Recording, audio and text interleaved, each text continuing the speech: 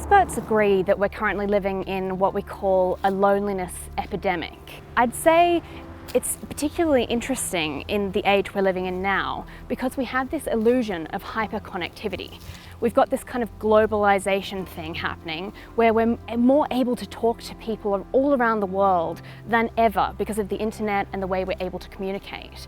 But we're lonelier than ever. Like any socio-economic change, I think the rise of individualism, which you could trace back to the 1980s and to the transformation in Western capitalism that happened in the 1980s, creates both winners and losers. Neoliberalism is a political, well, some people describe it as a political ideology that argues that all social relations would be improved if they looked more like economic relations, and specifically like competitive and individualistic and entrepreneurial. The more evidence which has been gathered about loneliness, the more it's become apparent that it does affect people of all ages, and it may affect young people in particular. Millennial lives are more unstable and less predictable in terms of the labour market, in terms of establishing themselves in a career, changing jobs more frequently, there being more competition for jobs. So hidden youth is really a phenomenon that refers to young people who shut themselves in a bedroom for an extended period of time. A lot of the hidden young people talk about this sense of failure on themselves, but also talking about some of the very structural issues that they can't overcome. And I think that really comes from consequences of neoliberalism and also late capitalism focusing on very individualistic approach.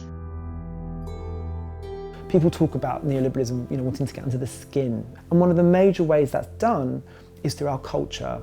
What that means for us is through media and our social media and our digital media, and the kind of representations of life that we see in these spaces and the ways that these kind of media kind of connect us to each other. People talk about dating apps as marketplaces. I think people have often talked about the places that single people meet as a meat market or a marketplace, but there's a particular way that those apps that look and encourage a certain type of behaviour where people become kind of, potential sexual partners become disposable. And I think it's even interesting to look at the terminology that we're using to describe people who are in our lives. I mean, when you're looking at collecting followers on social media, it implies that you need to be worth following. It implies that you have to build a persona in public and a profile that people can follow. Intimacy is something that you work for. You learn, you put in the hours, you pay for it, and it's an investment and there'll be a return. The thing you cannot get over social media, the thing you cannot get over Instagram is that reassuring intimate bond. In the Western world, I think that there's definitely a kind of current issue surrounding our hypervigilance around contact and the associations that we bring to when somebody's in contact with us. Touch is healing, touch is communication, touch is bonding, touch is socialization, touch is empathy building, because essentially touch is love. So if you're not experiencing it, I guess you just feel unloved.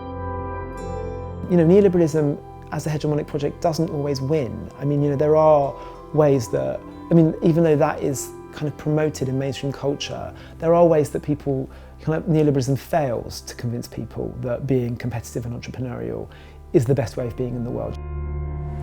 When I was 30 years old, I moved to a cottage in Wales that had no electricity, no running water and no gas.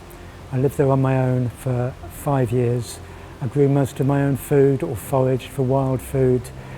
People have this idea about going on retreat, which is when you go off on your own for a fixed period of time as a process of self-examination, and it's an inward-looking process. My focus became very much outwards to the world outside of myself rather than being introspective. It was almost like I forgot myself.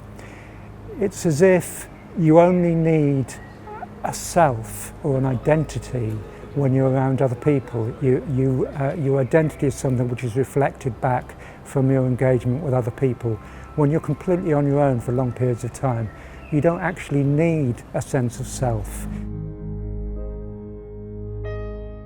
So I like this idea that loneliness exists in a space between our public selves and our private selves. It's this kind of no man's land of identity confusion where we don't know who we are anymore.